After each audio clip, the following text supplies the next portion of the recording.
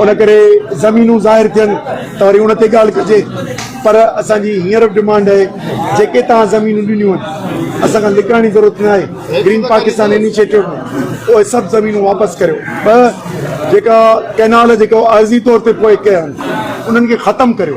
सदर जीअं पंहिंजे एग्ज़ीक्यूटिव ऑर्डर जे ज़रिए अप्रूवल ॾिनी उन नमूने सां वापसि वठे। ही घणो कमेटियुनि जा ऐं ॿिया ड्रामा असां सां न करियो। सिंध जे माण्हुनि जो रेफरेंडम अची चुको आहे। तव्हां जेकॾहिं साम्हूं कोर्टूं CCI या असेंबलियूं ॾींदो सिंध जो माण्हू तव्हांजे इन धोखे खे न मञींदो। तव्हांखे अकॉर्ड ते हलणो पवंदो ऐं तव्हांखे इहे 6 कैनाल ख़तमु करणा पवंदा। ज़मीनुनि ते असांजो लाइ अमल जारी आहे। इंशाल्लाह ईंदड़ 2 महीननि में तव्हांखे नज़र ईंदो। पर हिन ई महीने खां मुख़्तलिफ़ शहरनि में राब्ता मुहिम बेदारी मुहिम माण्हुनि में खणण जी शुरू था करियूं। जेकॾहिं हुकूमत सीरियस हूंदी त हिननि टॉक्स कमेटी सां उहे निबेरे छॾींदी।